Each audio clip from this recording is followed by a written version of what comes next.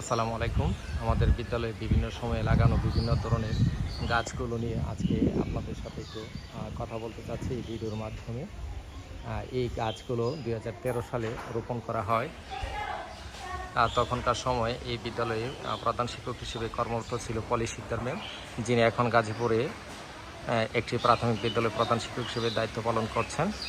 আমাদের বিদ্যালয়ের সামনের দিকে যে বড় কাঁঠাল গাছগুলো দেখা যাচ্ছে সেইগুলো ২০১৩ সালে লাগানো। হঠাৎ করে একদিনে আমি ম্যামকে না জানি গাছগুলো নিয়ে আসি এবং গাছগুলো রোপণ করতে থাকি। এখানে অনেকগুলো কাঁঠাল গাছ আছে, বড় একটি জাম গাছ আছে, ওই কর্নারে একটি ছোট মেহগনি গাছ আছে, এখানে আছে একটি বকুল ফুল গাছ, আর এটা হলো চালতা গাছ। চালতা গাছে অনেক চালতা আসে। চালতাগুলো অনেকে নিয়ে তারা তরকারি রান্না করে খায়। এবং এখানে আছে একটি আমলকি গাছ যার ঔষধি গুণ অনেক বেশি, এবং এখানে আছে একটি হরতকি গাছ যার ঔষধি গুণ রয়েছে এবং ঘন ছায়া দেয়। এখানে আছে সুউচ্চ একটি জাম গাছ এবং আছে একটি জাউ গাছ। বিদ্যালয়ের পেছনে অনেকগুলো গাছ লাগিয়েছে, যা আমাদের প্রধান শিক্ষক মোহাম্মদ মাসুদ স্যারের নেতৃত্বে এবং আমরা আমাদের শিক্ষার্থীদের মাধ্যমে অনেকগুলো গাছ রোপণ করি। আমি ব্যক্তিগতভাবে রোপণ করেছি অনেকগুলো গাছ এই বছর এবং গত বছরও। যাচ্ছি পেছনের দিকে অনেকগুলো গাছ দেখানোর জন্য। এই যে বিদ্যালয় সীমানায় এখানে একটি অর্জুন গাছ আছে, যে অর্জুন গাছের বাকল এবং পাতা নিয়ে মানুষে ওষুধ সেবন করে থাকে। এখানে আছে কাঁঠাল গাছ এবং এদিকে আছে আরেকটি সুপারি গাছ। সুপারি গাছের সুপারি ধরে, এই যে একটু জুম করে দেখানোর চেষ্টা করছি।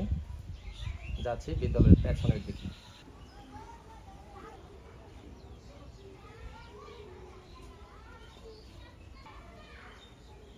এখানে যে একটি কাঁঠালের গাছ আছে, চারা গাছ আছে, এবং এখানে বিশাল বড় হচ্ছে একটি মেহগনির গাছ। এই গাছগুলো ২০১৩ সালে রোপণ করা। এখানে আম গাছ আছে, তেঁতুল গাছ আছে, এদিকে সুন্দর একটি কদম ফুলের গাছ আছে যেখানে বছরে অনেক ফুল দেয় এবং এই ফুলগুলো দিয়ে শিক্ষার্থীরা অনেক খেলাধুলা করে এবং আনন্দ উপভোগ করে। আম গাছ আছে, এখানে আরেকটি আম গাছ আছে, আম গাছের পেছনে আছে মেহগনি গাছ। আর এবার ২০২৬ সালে এই যে চারা গাছগুলো লাগানো হয়েছে, যে এখানে আজকে এই ১৬/৮/২০২৬ তারিখে লাগানো গাছ আছে। এই যে চারা গাছটা দেখা যাচ্ছে এটা হলো গত বছরে লাগানো।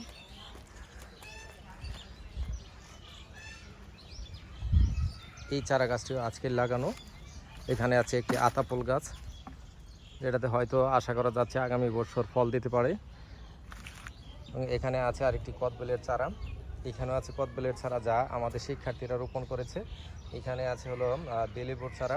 এই যে মাঝে দেখা যাচ্ছে যে কৃষ্ণচূড়ার চারা, এখানে আজকে লাগানো হয়েছে এই জলপাই চারাটি। এখানে আছে চালতা চারা। এখানে আছে আবার আরেকটি সুন্দর কাঁঠালের চারা। কাঁঠালের চারাটা বেশ বড় হয়েছে, এক বছরে আলহামদুলিল্লাহ অনেক বড় হয়েছে। এখানে আছে একটি আমড়া গাছের আমড়ার চারা, যা এবছর লাগানো হয়েছে। তো এখানে আছে আরেকটি আমলকির চারা। এখানে আছে একটা জিগার চারা, জিগা গাছ যেটা বলি। এখানে আছে একটি বেল গাছ। আর এইখানে মাঠের পাশে নদীর পাড়ে একটি বট গাছ লাগিয়েছিলাম, চমৎকার ঘন ছায়া দিচ্ছে, অনেক বড় ঝোপঝাড় হয়েছে। এখানে আরও নানা ধরনের গাছ আছে, কলা গাছ আছে, পেঁপে গাছ আছে, এখানে কৃষ্ণচূড়ার গাছ আছে, এটাই আরেকটি আমড়া গাছ। এখানে চালতা গাছ, মাঝে আরেকটি আম গাছ আছে, এখানে পেয়ারার চারা আছে, এখানে হলো বেলেবুর চারা আছে। আর আজকে রোপণ করা অর্থাৎ ১৬/৮/২০২৬ তারিখে রোপণ করা হলো এই একটি রাধাছড়ার গাছ। এইখানে যে পেয়ারার চারাগুলো আছে, ছোট ছোট চারাগুলো যে আছে আমাদের শিক্ষার্থীদের মাধ্যমে লাগানো। এখানে আছে আবারও একটি কদবেলের চারা, এখানে যে সুন্দর একটি দেশি নিম চারা, এবং এখানে আরেকটি নিম চারা আছে। পেয়ারা চারা আছে মাঝে, এবং এখানে কাঁঠালের চারা আমরা দেখতে পাচ্ছি। এখানে কাঠ গাছ হিসেবে পরিচিত যেটা ৮১ গাছ আছে, এর নিচে আরেকটি আমলকির গাছ হচ্ছে। মাশাআল্লাহ অনেক ঢালপালা গজিয়েছে। এদিকে বাঁদিকে দেখা যাচ্ছে যে আরেকটি কৃষ্ণচূড়া গাছ চমৎকারভাবে বেড়ে উঠেছে, যেটা গত বছরে লাগানো।